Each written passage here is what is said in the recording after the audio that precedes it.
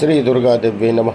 श्रीमद् देवी भागवत महापुराण सप्तम स्कंद अध्याय 8। राजा रेवत का ब्रह्मा जी के पास जाना और उनकी सम्मति से रेवती बलराम का विवाह, इक्ष्वाकु वंश का तथा यवनाक्ष की दक्षिण कुक्षी से मंधाता के जन्म का वर्णन। राजा जन्मेजय ने कहा, ब्राह्मण, मेरे मन में महान संदेश हो रहा है कि स्वयं राजा रेवत अपनी कन्या रेवती को लेकर ब्रह्मलोक में कैसे चले गए, क्योंकि मैं बहुत बार सुन चुका हूँ कि ब्रह्मज्ञानी शांत स्वभाव वाले ब्राह्मण ही ब्रह्मलोक तक पहुँच पाते हैं। सत्यलोक भूलोक से बहुत दूर और दुष्प्राय है। राजा रेवत अपनी पुत्री रेवती के साथ वहाँ कैसे जा सके। संपूर्ण शास्त्रों का यह निर्णय है कि मृत्यु के पश्चात ही प्राणी स्वर्गलोक में जाता है। मानव शरीर से ब्रह्मलोक में कोई नहीं जा सकता, और यदि वह वहाँ पहुँच भी गया तो वहाँ से लौटकर मनुष्य लोक में आ जाए, यह कैसे संभव है। व्यास जी बोले, राजन, दिव्य सुमेरु पर्वत के शिखर पर इंद्रलोक, वाहिनी लोक, संयमनी लोक, सत्यलोक, कैलाश और बैकुंठ आदि लोक विद्यमान है। बैकुंठ को ही वैष्णव पद कहते हैं। जैसे धनुष धारण करने वाले कुंती नंदन अर्जुन इंद्र के लोक में गए थे और वहाँ 5 वर्ष तक ठहरे। इस मानवीय शरीर से ही इंद्र के पास उनका जाना हुआ था। ऐसे ही कुछ प्रभृति दूसरे बहुत से नरेश भी स्वर्गलोक में पहुंच चुके हैं। अतएव राजेंद्र, इस विषय में किसी प्रकार का संदेह नहीं करना चाहिए। पुण्यात्मा और तपस्वी समर्थ पुरुष प्रायः सभी लोकों में आ जा सकते हैं। मनुजेंद्र, जैसे पुण्य और सद्भाव को ही ब्रह्मादि लोकों में जाने की योग्यता प्राप्त होने में कारण माना जाता है, वैसे ही यज्ञशील पवित्र आत्मा पुरुष यज्ञ के प्रभाव से वहाँ जाने का अधिकारी हो जाते हैं। राजा जन्मेजय ने पूछा, ब्राह्मण, महाराज रेवत ने अपनी सुंदर नेत्र वाली कन्या रेवती को साथ लेकर ब्रह्मलोक में जाने के पश्चात क्या किया? ब्रह्मा जी ने उन्हें क्या आज्ञा दी? फिर उन नरेश ने अपनी पुत्री का विवाह किसके साथ किया? भगवान, अब आप यह सब प्रसंग विस्तार पूर्वक कहने की कृपा करें। व्यास जी कहते हैं, राजन सुनो। महाराज रेवत अपनी पुत्री के वर के विषय में पूछने के लिए जिस समय ब्रह्मलोक में पहुँचे, उस समय वहाँ गंधर्वों का संगीत हो रहा था। राजा कुछ देर तक वहीं ठहर गए।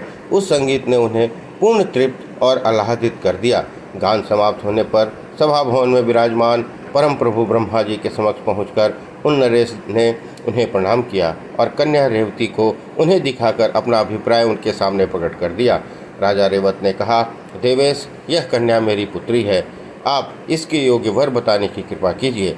ब्राह्मण, मैं किसके साथ इसका विवाह करूं, यही पूछने के लिए आपके पास आया हूं। मैंने बहुत से उत्तम कुल के राजकुमारों को देखा है, परंतु मेरे चंचल मन के लिए कोई भी कुमार अनुकूल नहीं पड़ा। अतएव देवेश्वर, इस विषय में आपसे सम्मति प्राप्त करने के लिए मैं शरण में आया हूँ। सर्वज्ञ प्रभु, आप किसी ऐसे सुयोग्य राजकुमार को बतलाइए जो कुलीन, बलवान, संपूर्ण शुभ लक्षणों से संपन्न, दानी और धर्मात्मा हो। व्यास जी कहते हैं, राजन, राजा रेवत की बात सुनकर संसार की सृष्टि करने वाले ब्रह्मा जी मुस्कुराए। ब्रह्मलोक में थोड़े से संयम में ही भूमंडल पर बहुत बड़ा काल व्यतीत हो चुका था। अतएव ब्रह्मा जी राजा से कहने लगे, ब्रह्मा जी ने कहा, राजन, तुम्हारे हृदय में जो राजकुमार वर के रूप में उपस्थित थे, वे सब काल के गाल में चले गए। उनके पिता, पौत्र, बंधु बांधव भी अब कोई नहीं बचा है, क्योंकि इसमें वहाँ 27वें युग का द्वापर चल रहा है। तुम्हारे सभी वंशज काल के कलेवा हो गए। अब यह पुरी भी नहीं है, दैत्यों ने उसे नष्ट भ्रष्ट कर डाला। इसमें वहाँ चंद्रवंशी राजा राज्य कर रहे हैं। वह पुरी अब मथुरा कहलाती है। राजा उग्रसेन वहाँ के शासक हैं।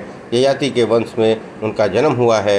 पूरा मथुरा मंडल उनके अधीन था, परंतु उन्हीं नरेश का एक पुत्र कंस नाम से विख्यात हुआ। देवताओं से द्रोह होने के करने वाला वह महाबली पुत्र दैत्य के अंश से उत्पन्न हुआ था। उसने अपने पिता उग्रसेन को कारागार में डालकर राज्य का प्रबंध स्वयं अपने हाथ में ले लिया था। राजाओं में वह सबसे बढ़ चढ़कर अहंकारी था। वह पृथ्वी अत्यंत असह्य भार से घबराकर ब्रह्मा जी की शरण में गई। श्रेष्ठ देवताओं का कथन है कि जब पृथ्वी दुष्ट राजाओं के भार से आक्रांत हो जाती है, तब भगवान प्रकट होते हैं। अतएव उस समय कमल के समान नेत्र से शोभा पाने वाले भगवान श्री कृष्ण का अवतार हुआ। वे अवतरित होकर भगवान वासुदेव के नाम से प्रसिद्ध हुए। राजन, वही भगवान कृष्ण के हाथ से उस दुराचारी कंस का निधन हुआ। उस भगवान की आज्ञा से दुष्ट पुत्र के परलोकवासी हो जाने पर राजा उग्रसेन पुनः राज्य पर प्रतिष्ठित हुए। कंस के ससुर का नाम जरासंध था। वह पापात्मा और महान पराक्रमी था। वह कुपित हो मथुरा में आकर उल्लासपूर्वक भगवान से कृष्ण युद्ध करने लगा। उस समय उस महान पराक्रमी राक्षस को भगवान के साथ युद्ध में असफल हो जाना पड़ा। तब उसने सेना सहित कालयवन को भगवान श्री कृष्ण के साथ युद्ध करने के लिए भेजा। यवनों के अध्यक्ष कालयवन महान सूरवीर था। सेना लेकर वह वहां आ गया। यह सुनकर भगवान श्री कृष्ण ने मथुरा को छोड़ दिया और द्वारका में चले गए। उस समय वह पूरी नष्टप्राय हो गई थी। भगवान ने शिल्पियों द्वारा उसका जीर्णोद्धार करवाया। उसके चारों ओर दुर्ग बनाए गए थे। प्रतापी राष्ट्री कृष्ण ने राजा उग्रसेन को द्वारका का अध्यक्ष बना दिया है। भगवान की आज्ञा से अनुसार वे वहाँ के प्रारब्ध करते हैं। यदुश्रेष्ठ श्री कृष्ण ने संपूर्ण यादवों के लिए द्वारका में व्यवस्था कर दी है। इस समय अपने समस्त बंधु बांधवों के साथ वे भगवान वहीं विराजमान हैं। उनके बड़े भाई का नाम बलराम है। हल और मूसल को आयुध के रूप में धारण करने वाले बलराम जी महान सूरवीर और शेष के अवतार माने जाते हैं। इस समय वे ही तुम्हारी इस कन्या के लिए समुचित सुयोग्य वर हैं। उन्हीं को तुम अपनी कमल नयनी कन्या रेवती अर्पण कर दो। वैवाहिक विधि के अनुसार बलभद्र जी के साथ उस कन्या का विवाह होना चाहिए। राजेंद्र, इसका कन्यादान होने के पश्चात तप करने के लिए तुम बद्री आश्रम में चले जाओ। कारण तब से मनुष्य की अभिलाषाएं पूर्ण हो जाती हैं और उनका अंतःकरण पवित्र हो जाता है। व्यास जी कहते हैं, राजन, पद्योनि ब्रह्मा जी के इस प्रकार आदेश देने पर राजा रेवतुषी संत अपनी कन्या को साथ लेकर द्वारका चले गए। जाकर शुभ लक्षणों से संपन्न पुत्री का विवाह बलदेव जी से कर दिया। तब तक बहुत समय बीत चुका था। तदंतर गंगा के तट पर रहकर उन्होंने कठिन तपस्या करके वे नश्वर शरीर को त्याग कर दिवलोक को चले गए। राजा जन्मेजय ने कहा, भगवान, आपने बतलाया कि राजा रेवत कन्या के योग्य वर जानने के उद्देश्य से ब्रह्मलोक गए थे और वहाँ वे 108 युग तक ठहरे रहे। उन्हें महान आश्चर्य तो यह हो रहा है कि तब तक वह कन्या और राजा इतने बूढ़े क्यों नहीं हुए, अथवा इतने दिनों की पूर्ण आयु उन्हें कैसे प्राप्त हुई। व्यास जी कहते हैं, निष्पाप नरेश, ब्रह्मलोक में भूख, प्यास, मृत्यु, भय, बुढ़ापा और ग्लानि ये कदापि अपना प्रभाव नहीं डाल सकते। राजा रेवत जब वहाँ चले गए तब राक्षसों के सरियाती वंश का सत्ता ही नष्ट कर दी। प्रायः सभी अत्यंत भयभीत हो कुश स्थली छोड़कर इधर उधर कालक्षेप करने लगे। फिर क्षुर नामक मनु से एक अत्यंत प्रतापी पुत्र का जन्म हुआ। इक्ष्वाकु नाम से उसकी प्रसिद्धि हुई। वे ही इक्ष्वाकु वंश के मुख्य प्रवर्तक माने जाते हैं। उनके वंश की वृद्धि होने के लिए भगवती के ध्यान में सदा संलग्न होकर कठिन तपस्या की। नारद जी उनके उपदेशक थे। उन्हीं से उन्होंने अनुपम दीक्षा प्राप्त की थी। राजन, मैंने सुना है उन्हीं इक्ष्वाकु से 100 पुत्र हुए। उन सभी पुत्रों में सबसे बड़े विकुक्षी थे। उनमें बल और वीर की पूर्ण समावेश था। महाराज इक्ष्वाकु अयोध्या के राजा थे, यह बात प्रसिद्ध है। शकुनी प्रभृति अत्यंत बलशाली हो जो उनके 50 पुत्र थे, उन्होंने उत्तर दिशा की रक्षा के लिए नियुक्त कर दिया। राजन, उनके 48 लड़के आज्ञा अनुसार दक्षिण देश की रक्षा में उद्यत हो गए। उसके अतिरिक्त जो 2 शेष पुत्र थे वो राजा इक्ष्वाकु की सेवा के लिए उनके पास रहने लगे। व्यास जी कहते हैं, राजा इक्ष्वाकु के पुत्र विकुक्षी हुए। वे ही राजकुमार विकुक्षी शशाद नाम से विख्यात हुए। पिता की मृत्यु के पश्चात पुनः उन महात्मा विकुक्षी को राज्य का अधिकार प्राप्त हो गया। स्वयं अयोध्या के राजा होकर वे शासन करने लगे। उस समय राजा शशाद के द्वारा सरयू के तट पर बहुत से यज्ञ संगोपांग संपन्न हुए थे। उनके पुत्र का नाम कुकुस्थस्थ हुआ, ऐसा सुना जाता है। उन कुकुस के ही दूसरे नाम इंद्रवाह और पुरंजय भी हैं। राजा जन्मेजय ने पूछा, निष्पाप मुनिवर, एक ही व्यक्ति के कई नाम कैसे हुए? जिन जिन कारणों से पृथक पृथक नाम रखे गए वे सब कारण मुझे बताने की कृपा करें। व्यास जी कहते हैं, राजन, शशाद के स्वर्गवासी हो जाने पर धर्म के ज्ञाता कुकुस्थ अयोध्या के राजा हुए। उन्होंने पिता और पितामह के संबंध रखने वाले राज्य पर बलपूर्वक शासन किया था। इसी समय संपूर्ण देवता दैत्यों से परास्त होकर त्रिलोकी के स्वामी सनातन भगवान विष्णु की शरण में गए। तब भगवान श्री हरि ने उनको आज्ञा दी। भगवान विष्णु बोले, प्रधान देवताओं, तुम लोग शशाद कुमार राजा कुकुत्स से भिन्न बनने के लिए प्रार्थना करो। वे ही संग्राम में दैत्यों का मार करेंगे। वे बड़े धर्मात्मा नरेश थे। भगवती जगदम्बा की कृपा से उन्हें अतुलित शक्ति सुलभता से प्राप्त है। महाराज, राजा विष्णु की यह सुस्पष्ट वाणी सुनते ही इंद्र सहित संपूर्ण देवता अयोध्या में विराजने वाले ससाद कुमार कुकुस के पास जा पहुँचे। राजा ने धर्मपूर्वक बड़ी सावधानी के साथ उनका स्वागत किया और आने का कारण बताने के लिए आदर से पूछा। राजा कुकुस ने कहा, देवताओं में धन्य और पवित्र हो गया। मेरे जीवन की साध पूरी हो गई, क्योंकि आज आपने मेरे घर पर पधार कर मुझे दुर्लभ दर्शन दिए।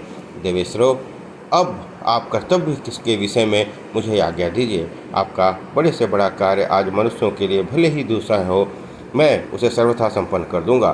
देवता बोले, राजेंद्र, हम तुमसे सहायता चाहते हैं। तुम इंद्र की सखा बनकर संग्राम में सुप्रसिद्ध दैत्यों का परास्त करो। इस समय वे दानव देवताओं के लिए अजय हो गए हैं। तुम्हें भगवती जगदम्बा की कृपा प्राप्त है, अतएव कहीं कोई भी ऐसा कार्य नहीं है जो तुमसे असाध्य हो। भगवान विष्णु की प्रेरणा से ही हम तुम्हारे पास आए हैं। राजा ने कहा, सुरतमो, मैं अभी सहायक बनने के लिए तैयार हूँ, परंतु देवराज इंद्र युद्ध के अवसर पर मेरे वाहन बने, तभी सफलता मिल सकती है। मैं सत्य कहता हूँ, इस समय देवताओं का कार्य सिद्ध करने के लिए मैं इन इंद्र पर ही चढ़कर संग्राम में जाऊँगा और दैत्यों के साथ युद्ध होगा। मेरी यह बात बिल्कुल सत्य है। देवताओं ने इस अद्भुत कार्य के विषय में इंद्र से कहा, सचिपते, आप लज्जा छोड़कर इन नरेश का वाहन बनने की कृपा कीजिए। यह सुनकर इंद्र बड़े ही संकोच में पड़ गए। फिर भी भगवान विष्णु को बारंबार प्रेरणा करने पर उन्होंने तुरंत वृषभ का रूप धारण कर लिया, मानो भगवान शिव के कोई दूसरे नंदीश्वर ही हैं। संग्राम में जाने के लिए राजा उन्हीं पर सवार हुए। वृषभ रूपी इंद्र के कुकुट पर बैठे थे, जिससे इनका एक नाम कुकुत्स पड़ गया। इंद्र को अपना वाहन बनाया था, इससे उनका दूसरा नाम इंद्रवाह हुआ। दैत्यों के पूर्व पर विजय प्राप्त की थी, इसलिए पुरंजय इस तीसरे नाम से ही प्रसिद्ध हुए। तदनंतर महाभाहु कुकुत्स ने दैत्यों को जीतकर उनकी संपत्ति देवताओं को सौंप दी। यूँ राजर्षि कुकुत्स के अनेक नाम हुए। महाराज कुकुत्स बड़े सुविख्यात नरेश थे। उनके वंशज राजाओं के भूमंडल पर कुकुत्स के नाम से प्रसिद्ध हैं। कुकुत्स की धर्मपत्नी उदर से महाबली अनेना नामक पुत्र को जन्म दिया। अनेना ने सुविख्यात परम पराक्रमी पुत्र पृथु हुए। पृथु को भगवान विष्णु का साक्षात अंश कहा जाता है। भगवती जगदम्बा के चरण की उपासना उनकी अटूट श्रद्धा थी। पृथु से जो पुत्र हुए उन्हें राजा विश्वरंधी समझना चाहिए। विश्वरंधी से श्रीमान राजा चंद्र का जन्म हुआ। उनके वंश के वे प्रसिद्ध प्रवर्तक माने जाते हैं।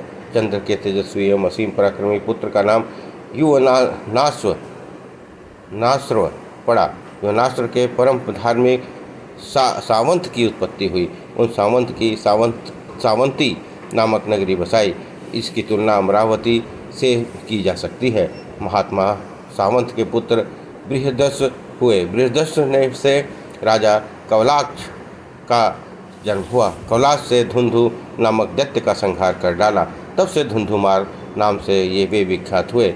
एक बात परम प्रसिद्ध है। कौलाश के पुत्र दृष्टास हुए, जिन्होंने पृथ्वी की साम्यक प्रकार से रक्षा की थी। दृष्टाव के सुयोग्य पुत्र श्रीमान हर्ष कहे गए हैं।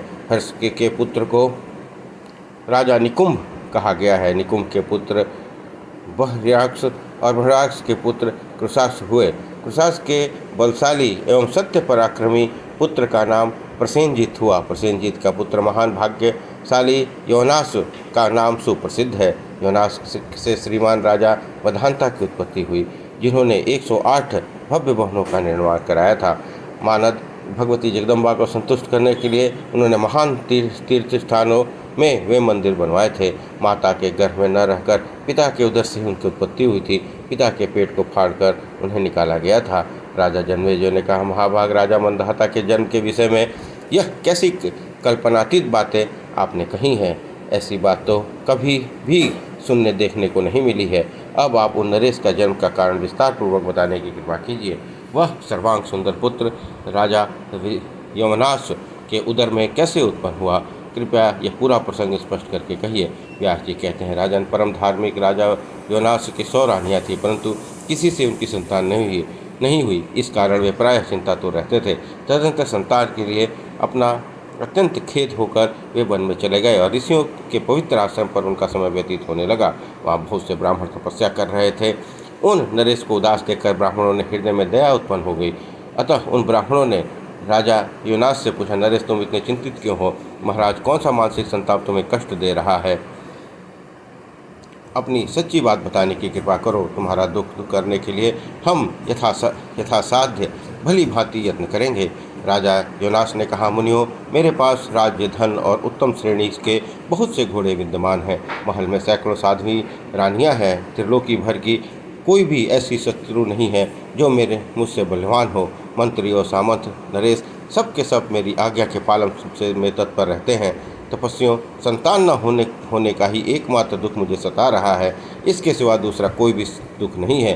तपस्वियों, आप लोगों ने महान परिश्रम करके वेद और वेद शास्त्र के रहस्य को जान लिया है।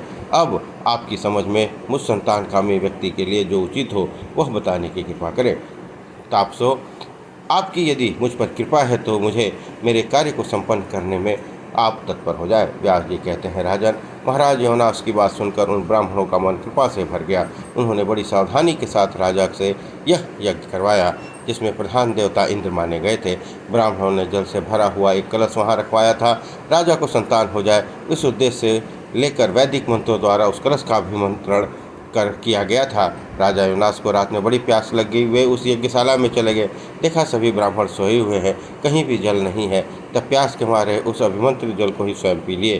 ब्राह्मणों ने विधिपूर्वक मंत्रों से संस्कृत करके उस जल को रानी के लिए रखा था। राजेंद्र, अज्ञानवश वह जल राजा के पेट में चला गया।